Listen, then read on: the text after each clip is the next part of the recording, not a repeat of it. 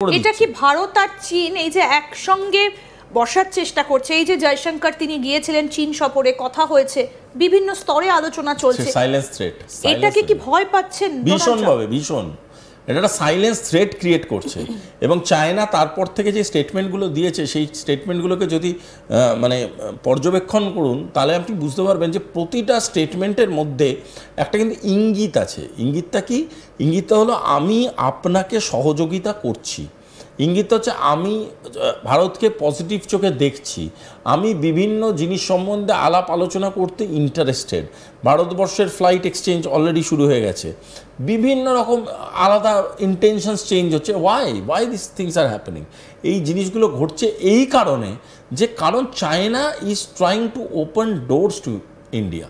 এই জিনিসটা যদি এই ধাক্কাগুলো যদি বন্ধ হয়ে যায়, দুজনের মধ্যে যদি মেলমেলা হয়, একটা হচ্ছে biggest consumer market of the world, একটা হচ্ছে biggest manufacturing unit of the world, সেই দুজনের যদি একত্রিত হয়ে যায়, তাদের আর্মিরা যদি কোঅপারেশনটিভ মাইন্ডসেটে চলে আসে, তাদের থিঙ্ক ট্যাঙ্কসরা যদি মনে করতে থাকে যে হ্যাঁ আমরা একসাথে কাজ করতে পারবো, আরে মিয়া বিবি রাজি তো কে করেগা কাজী। এবার কাজী তখন কি করছে? কাজী পাগলের মতো করছে যে ভাই আমি তো ডিভোর্স লয়ার, আমি তো এদের মধ্যে বাঙন ধরাতে পারলাম না, তাহলে আমার পেট চলবে কি করে? তাহলে কি এই মুহূর্তে দাঁড়িয়ে ভিয়েতনাম এবং লাওসের পক্ষেও এরকম কোন রকম চাপ আসতে পারে? ভিয়েতনাম লাওস বলে না, আমি আরেকটু স্পেসিফিক ভাবে বলে দিচ্ছি, এনি কান্ট্রি যেখানে ইন্ডিয়া এবং চায়নার কনসিডারেবল ইনভেস্টমেন্ট বা ইন্টারভেনশন, ডিপ্লোম্যাটিক ইন্টারভেনশন আছে, সেই সব কটা দেশে unstable government, unstable scenario create করার জন্যে উদ্যোগী আমেরিকা।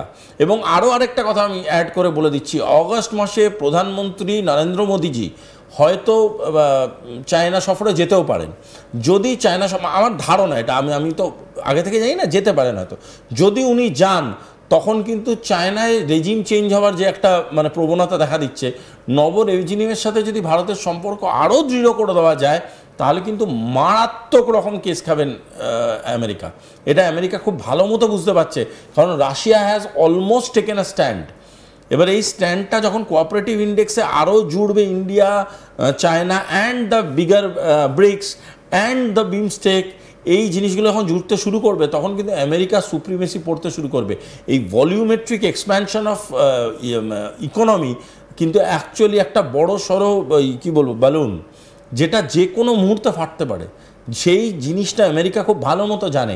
সৌদি আরবিয়া যারা একটা সময় শুধুমাত্র ডলারে অয়েল ডিল করতো, তারাও কিন্তু এখনও দ্বিমত পোষণ করতে শুরু করছে। So anyhow there can be a consideration. মানে এটা কি সেই ব্রিক্সের আরআইসি, মানে এই জায়গাটা কি RIC is just a name, but আরআইসির সাথে আমি বলছি ব্রিক্স, আমি আগেও বলেছি, আবারও বলছি, আজকেও বলছি, ব্রিক্স ডোনাল্ড ট্রাম্পের প্রেশারের ওষুধ। তার কারণ প্রেশারের ওষুধ খাওয়া বারবার বেড়ে গেছে ডোনাল্ড ট্রাম্পের বিকজ অফ ব্রিক্স। ডোনাল্ড ট্রাম্পের ব্লাড প্রেশার নিয়ে ছেলে খেলা করছে ব্রিক্স, ডোনাল্ড ট্রাম্পের ইকোনমি নিয়ে ছেলে খেলা করবে ব্রিক্স, ডোনাল্ড ট্রাম্পের পোষ্য শিশু সন্তান, নেটো, ইউনাইটেড নেশনস, এদের যে পেঁয়াজিগুলো চলতো, এই পেঁয়াজির দোকান বন্ধ করছে ব্রিক্স। এবং সেই জন্যই আপনি মনে করছেন আজকে সকালের যে সবথেকে গুরুত্বপূর্ণ যে আপডেটটা, অর্থাৎ একদিকে কম্বোডিয়া, অন্যদিকে থাইল্যান্ড, এর পেছনেও ডোনাল্ড ট্রাম্প। 100% ডোনাল্ড ট্রাম্প না, আমি বলছি ইউএস এর ইন্টেলিজেন্স ইন্টারভেনশন আছে। এই রকম দুম করে কোনো যুদ্ধ বা কিছু হয় না, কখনো হতে পারে না। সকালে ঘুম থেকে উঠলাম, মনে হলো কোথাও গিয়ে একটা মিসাইল মেরে দিলাম, কোথাও গিয়ে একটা বোম মেরে দিলাম, কোথাও গিয়ে মাইন চালিয়ে দিলাম, এটা হয় না। It doesn't happen like that. এবার আমি যেটা দেখতে পেলাম যে এই যে পরিস্থিতিগুলো সকাল থেকে উত্তপ্ত হয়ে উঠলো, থাইল্যান্ডের খবরটাই সবার আগে এসছে। কম্বোডিয়ার ভেতরে কি হচ্ছে সেটা কি কোথাও একটু আটকানোর চেষ্টা হচ্ছে? কারণ খুব বেশি ছবি কিন্তু এখনো পর্যন্ত কম্বোডিয়ার বাইরে আসেনি। আমার মনে হচ্ছে কম্বোডিয়াই হচ্ছে ট্রিগারিং পয়েন্ট। এই জন্য এখন পর্যন্ত কম্বোডিয়ার ভিতরে জিনিসগুলোকে বাইরে বেরোতে দিচ্ছে না। কি হচ্ছে না হচ্ছে তার থেকেও বড় কথা কি হতে পারে, এই জিনিসটা বুঝতে হবে। যখন এই জিনিসটাকে হেড অন এরা নিচ্ছে, কোঅপারেশনের কথা বলছে, কথা বলার চেষ্টা করছে, ডায়ালগসের রাস্তা খুলছে, আমার মনে হয় সলিউশন বেসড আন্ডারস্ট্যান্ডিংটা থাকাটা খুব প্রয়োজনীয় এই ধরনের কনফ্লিক্ট সিনারিও। প্রথম থেকে যদি এখানে মাথা গরমের কোনো জায়গা নেই যে আমার বিরাট রাগ হয়ে গেল আমি গিয়ে বোম ফেলে দিলাম, এরকম কোনো ব্যাপার নয়। এখানে মাথা ঠান্ডা রেখে কাজ করতে হবে এবং সেখানে আমার মনে হচ্ছে sense of cooperation, sense of dialogue, sense of টকটা থাকাটা খুব প্রয়োজনীয়। আমরা আরেকবার শোনাই যে থাইল্যান্ডের যিনি ভারপ্রাপ্ত প্রধানমন্ত্রী তার কি বক্তব্য এসছে? কারণ আমরা বিদেশ মন্ত্রীর বক্তব্য শোনালাম, তিনি যেটা বলছেন যে তারা আলোচনায় বসতে চান, আলোচনার জন্য তৈরি, এবং তিনি বন্ধ করতে বলছেন কম্বোডিয়াকে। এবার আমরা শোনাই যে যিনি এই মুহূর্তে ভারপ্রাপ্ত প্রধানমন্ত্রী থাইল্যান্ডের, তার কি বক্তব্য।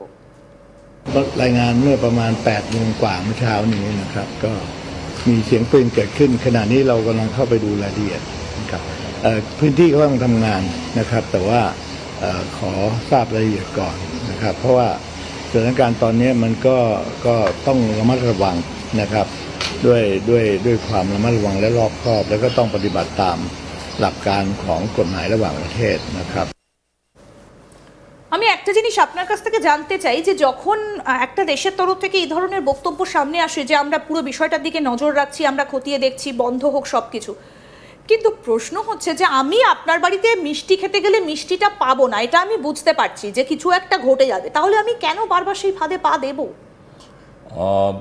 না, ব্যাপারটা সেরকম নয়। ঠিক ব্যাপারটা হচ্ছে পজ থিওরি বলে একটা জিনিস আছে। পজ থিওরি মানে হচ্ছে, ধরুন আমি জিজ্ঞেস করলাম আপনার নাম কি, আপনি দুম করে নিজের নামটা বলে দেবেন না। পজ ডিপ্লোমেসিতে ওখানে একটা পজ নিলেন, পজ নিয়ে নামটা বললেন, তখন উল্টো দিকে যে লোকটা আছে সে যে একটা স্পেস পেল, ওই স্পেসে না তার ভাবনা চিন্তা, তার বিভিন্ন রকম মাথায় চলে, এই রে ভাই এ তো নামটা বলছে না, তার মানে কী ভাবছে, তার মানে কী করতে চাইছে। সুতরাং যখনই একটা মানুষ ওয়েট অ্যান্ড গো একটা থিওরিতে চলে, তখন সেই মানুষটা একটা বার্তা অটোমেটিক্যালি দেয়। In diplomacy silence is also a narrative. ঠিক আছে, ডায়ালেক্টটাও এক ধরনের ডায়ালেক্ট ইউজ করলাম, সেটাও ইম্পর্টেন্ট। তো বারংবার যেটা থাইল্যান্ড বোঝাবার চেষ্টা করছে যে as a responsible power, Thailand কিন্তু অনেক সেন্স অফ রেসপন্সিবিলিটি দেখাচ্ছে। আমি যতটা দেখলাম, আমি কম্বোডিয়ার এখনও কোনো স্টেটমেন্ট সে অর্থে দেখিনি, থাইল্যান্ডে যেটা দেখলাম, আমি থাইল্যান্ডে দেখে বুঝতে পারছি যে তারা কিন্তু বিভিন্ন রকমভাবে একটা মানে বোঝাবার চেষ্টা করছে যে আমরা এটায় ডায়ালগসে বসতে চাইছি।